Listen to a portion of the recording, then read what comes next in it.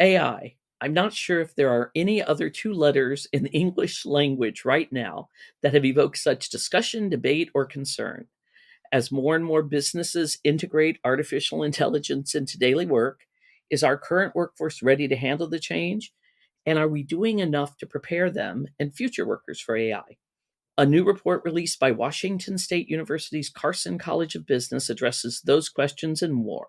Carson College of Business Interim Dean Debbie Compeau joins me to share the findings. Debbie, thanks for joining the Work in Progress podcast. Thanks for having me. It's a pleasure to be here. AI is not new, and your research bears that out, finding that over half of American professionals say they already use AI in their jobs today. What are some of the tasks or type of work being done based on your own research?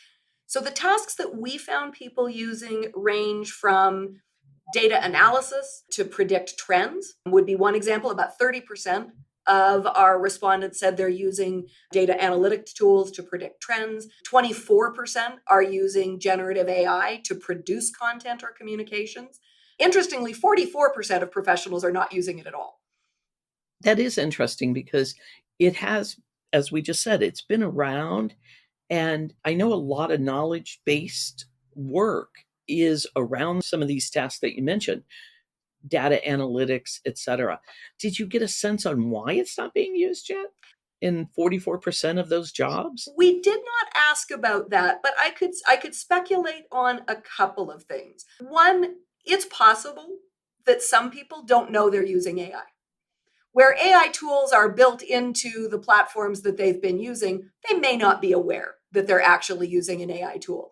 People may have, given the timing of our survey, people may have been especially focused on generative AI, because that's where we see the most discussion today. So there could be a reporting issue, but certainly when I talk to senior leaders, through my interactions day to day, we often see people who aren't making a lot of use of it. It is moving very quickly, and figuring out how to incorporate AI tools into the workplace is very much a work in progress. The idea that it is moving quickly and it's growing is concerning some of the people who already are working out there, some of the professionals that you spoke to, that they feel like they're going to be left behind. What is some of the responses that you got around that feeling of being left behind? One of the earliest quotes that I saw around generative AI was, generative AI is not going to take your job. People who know how to use generative AI are going to take your job. And I think that reflects the sentiment that we saw in our data. People are pretty positive about what AI tools can do for them in the workplace, but they are also concerned. We didn't find in our data, only 4% of our respondents conveyed fear and pessimism about AI's potential in the workforce. So overall, people were seeing things in a positive light, but their approach is measured because they see the positives, but they see the negatives. And I don't know how to do this. And if I don't know how to do this, I might lose my job, is very much on people's minds. So some of that concern is that they're not seeing the opportunities in the maybe from their employers to learn how to use it. Is that correct? Yes, that's correct. Only 32% of our professionals have received kind of general news and resources on AI. Only 31% have received specific training on how they would use AI tools in their job. And 26% have received information on risks. 1 in 4, almost 1 in 4, 22% say that their organization hasn't provided any resources to them to learn how to use this. So I think in that kind of an environment, people are feeling a little bit lost. And the people that you're talking to, these are professionals who work with computers. Is that who you talk to? So we talked to 1,200 professional workers across the United States. And so they are professional workers who, yes, who would use technology in their job, typical white collar workers across a wide range of industries and job roles. So you would think with all this interest from employers and kind of integrating it more into the workforce that they would start talking to the current employees they have, because we've said this on this podcast many times. It's more cost effective to train the people you have than to hire and onboard more people. Hmm. I think the challenge today, specifically around training, is what would you train people to do? We are still trying to figure out the use cases for particularly generative AI in the workforce. Some of the more advanced AI tools, again, I think there probably is more training around. But when we think about generative AI, if we're all still trying to figure out where do we want to use it, where do we not want to use it, what challenges do we have, it's pretty hard to know what to train people with. And so you tend to see more general discussions, general resources. Hey, you should be aware of this, that isn't providing the comfort that the employees want to see yet. Do you think the current worker really understands what AI is, given what you just said? Do you think they know what to even expect? Absolutely not. I think many senior leaders don't know what to expect, particularly that what to expect. We are moving at breakneck speed with these technologies. We see some opportunities that are pretty clear using, generative AI to create first drafts of communications. Pretty obvious application. Probably not one that is going to fundamentally transform the workplace. But when we start to think about, for example, service robots in hospitality settings, then we start to think about much bigger transformations of work and of life. But it's hard to imagine what those are right now because the tools aren't quite developed enough to be there. They're still a little awkward. You can kind of see the potential out there, but the actual vision of, wait, where am I really going to see that? Day to day, what we see is still when we make calls, we get the voice recognition, but it's not very AI driven. It's pretty press one to go to this menu driven. And that doesn't create the kind of sense of where will this take us? Did the professional workers that you spoke to, did they express any concerns about the ethical implications of AI and what it might mean in their jobs, but just in society in general? They did. And I think that's very consistent with what we see across the board. We know there is great opportunity that comes from the use of AI, but we also know that there are ethical issues, privacy issues.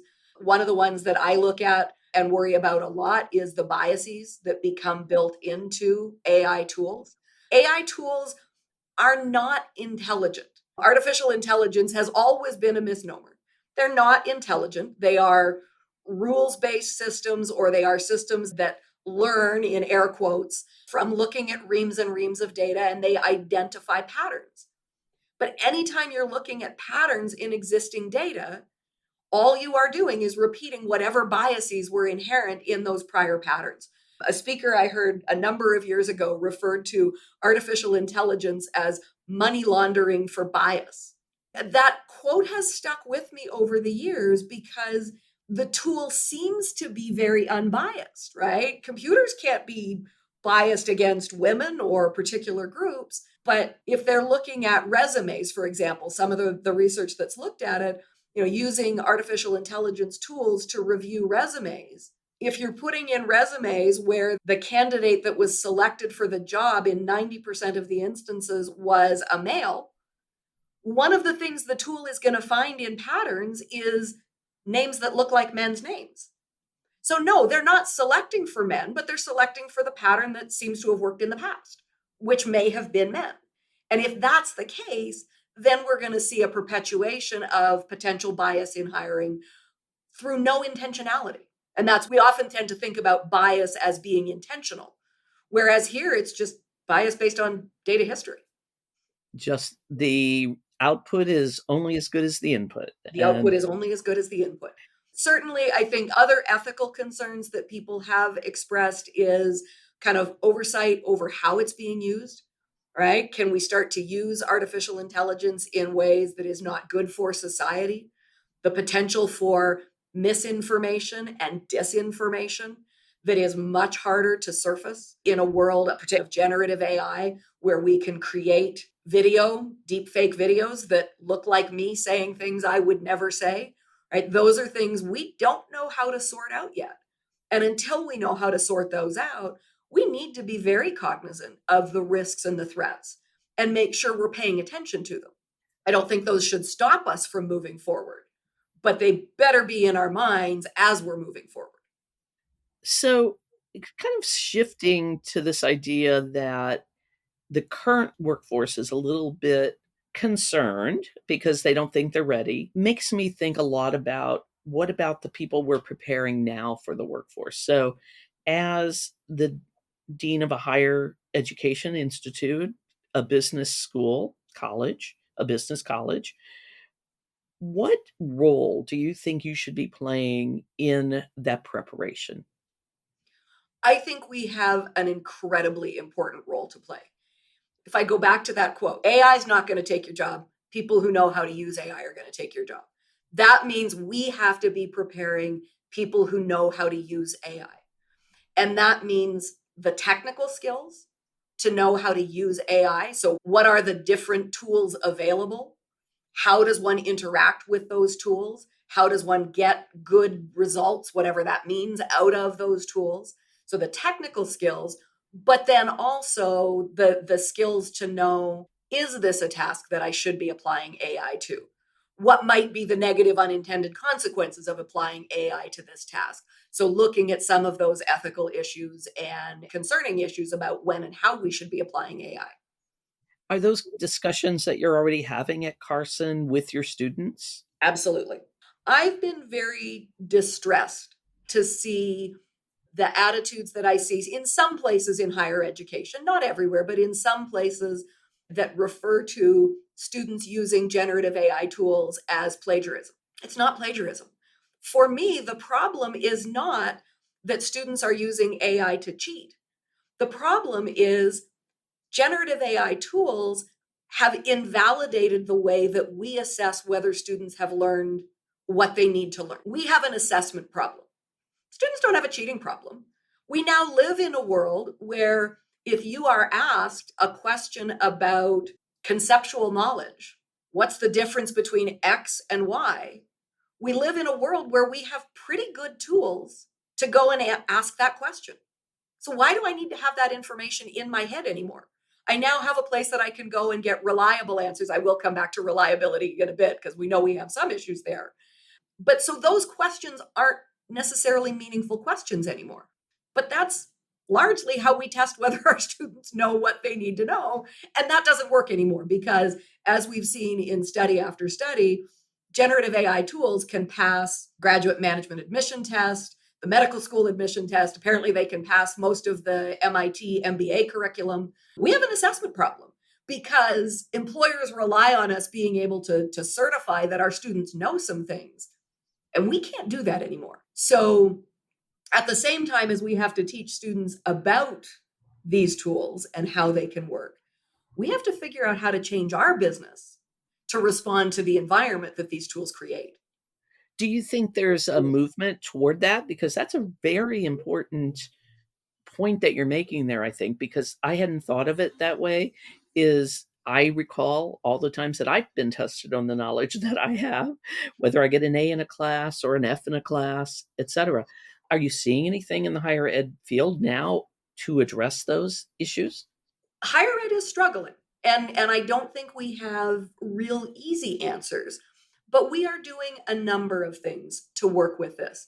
One of my colleagues who teaches the marketing strategy class, so this is for seniors in the College of Business who are majoring in marketing, he decided that his students needed to know about generative AI tools and how they would affect the practice of marketing strategy.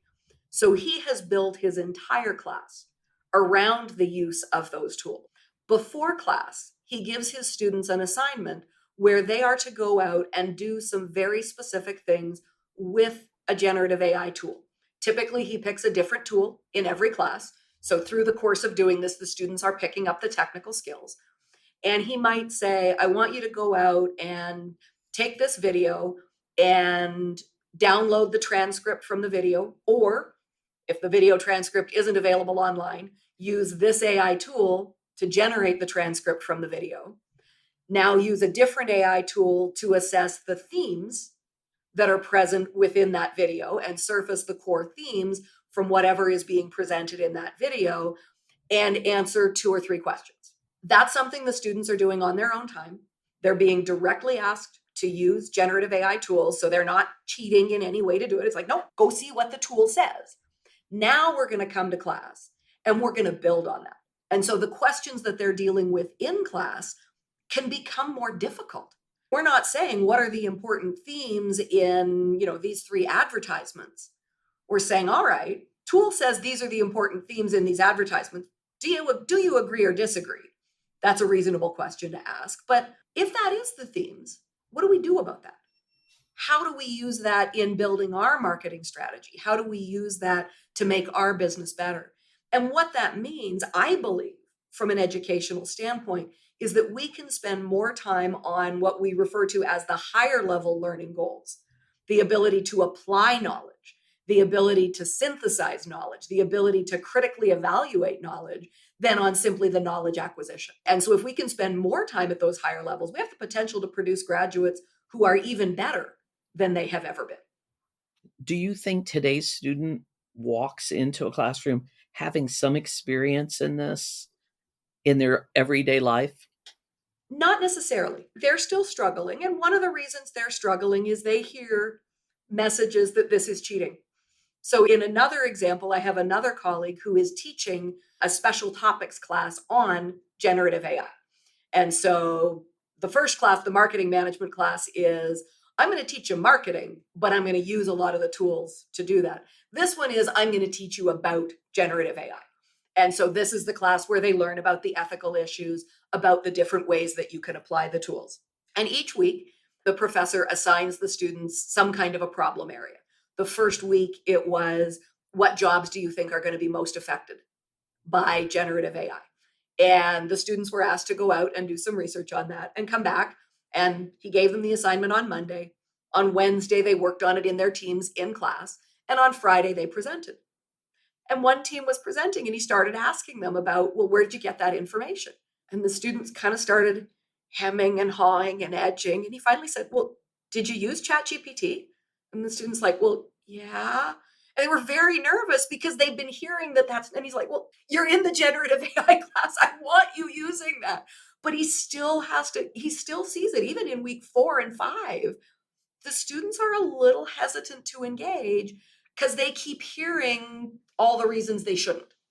And we do have to change that mindset because they need to learn to use it. They need to learn to use it appropriately. They need to learn not to just put in one prompt and accept the answer as the best answer they can get. One of the skills they need to learn is prompt engineering, right? How do you actually create a series of prompts designed to refine an answer? That's an incredibly important skill that employers are looking for. But they also need to learn to do some fact checking because we definitely are at a place right now where, again, in the world of generative AI, we're getting a lot of wrong answers. I think it's a big task to ask all of higher education to set a level playing field for this because you're doing it where you are. But what are other schools doing? What are other colleges doing? I think that's going to be a bigger question. I mean, how do you kind of get your colleagues to be on the same page? I think the first thing I would say is that situation is no different than the situation of every business. We are still in the world of taking baby steps. I read a report from a consulting firm in the Seattle area that was kind of looking at where firms are. And most firms are in the world of baby steps, of experimentation, testing things out. That's where I would describe higher ed right now. So you're not going to have a level playing field right now. But I do think we need to start to move pretty quickly to understand this. I think the first thing people need to do is they need to put the questions they ask on exams and assignments into a tool and see what the answer is and see just how well it can do. We did an interesting experiment a little over a year ago when we were just starting to hear about this and just starting to think about it. We had a lunch and learn for our faculty. So, a training session, much like people are looking for, where a few people could share what they'd been doing. In that lunch and learn, a couple of faculty put together some questions and answers, some of which were produced by generative AI, some of which were produced by our students. For the most part, people can't differentiate which one's the AI and which one's the student. Or if they can, the reason they can differentiate it is the AI one was better written, which is its own problem if the AI writes better than our students. Again, student writing is something we've complained about for years, and that employers have complained about, that the skill of writing that many of us of my generation graduated with, our students don't have today. Well, maybe they don't need that skill in the same way today because they can rely on generative AI to help them with their writing. But in any case, you kind of need to be able to look at your answers and go, yeah, this actually would get a B in my class. And if that would get a B, and it can be produced by the worst generative AI we're ever going to work with, because it's only going to get better from here, why do students need to be able to answer that question anymore? And there are some good reasons for that. We say, why do students need that kind of rote, low level knowledge? Well, they need it to be able to find information and to be able to interpret information. I need to know what something is called if I'm going to search for it, or I need to know how people refer to it if I'm going to read an answer. That's probably less of that kind of what we call declarative knowledge now than we needed 20 years ago. But there is still some. And if there is still some, students will be motivated to learn it. They aren't going to be motivated to learn things that they no longer need to know how to do or write. So that brings me kind of to the idea that two things. One, that this needs to start at the K 12 level. I think we need to start talking about a lot of this ahead of time. So, how can we prepare that? Because you were talking about writing. I agree with you. I think that there was a lot of emphasis on being able to write well when I was younger, but now there's ways around it. So, how do we integrate some of that? But also, how do we start getting the conversation around AI and its implications into that K 12 space? I think we need teachers to have some opportunities to learn about the tools and how they can be used and how they can help them as educators. The first thing you see as an educator is how this is going to mess up everything I do. And I remember when my husband, who is also a professor, called me one day. I was upstairs in the evening watching television, and from downstairs I hear, can you come here a minute? And it was kind of in that tone of voice that says, uh-oh, something bad is going on. And I go downstairs and he's putting in some of the questions from his online class. And we're watching the answers come out in real time. And it's like, that's a pretty good answer. So the first reaction was, oh man, this is really going to mess things up. But very quickly, both he and I started to say, but wait, if we can do that, what else can we do? And so we very quickly went, I teach with case studies a fair bit. I like students to be solving realistic, if not real world business problems, and having a fresh supply of case studies that students can look at is hard. And having small cases that work for lower division students is hard. It turns out I can use generative AI tools to help me write those case studies. I can say, write me a 3-page case study about an organization trying to implement a new point of sale technology. It'll do a pretty good job. I do have to go through and edit it. I have to do a fair bit of work, but it takes a task that would have taken me a week and helps me do it in an hour. There's obvious good ways to use AI, and we've seen it, we've done it, but there's a lot to learn now. But there are implications for our overall economy and our overall US competitiveness if we don't act now. What could happen if we don't start addressing this issue right now? If I look at the history of new technology implementation, particularly these kind of big disruptive technologies, where the real value in organizations and then by extension economies comes from is people who learn to experiment with it and learn to use it to reinforce what they do. So, in the context of higher education, how do I take what I'm really good at in higher education and use this tool to make that even more valuable? Or how to help it mitigate something I'm really bad at? You can look at it that way. And that only comes through practice and through experimentation. And so we have to start now so that we have a learning advantage in using these tools in our organizations, in our schools, throughout our economy to be able to keep pace with the change that's happening. And in doing that, to learn how to mitigate some of the really big downsides that we know are out there. Thank you very much for your insight in that. I really appreciate it. And I read all the way through the report, and there's a lot more in there that I just think is very interesting, and we'll link to it on our website. So I appreciate you taking the time to talk about it. My pleasure. Thank you so much for having me. I've been speaking with Washington State University's Carson College of Business Interim Dean Debbie Compeau.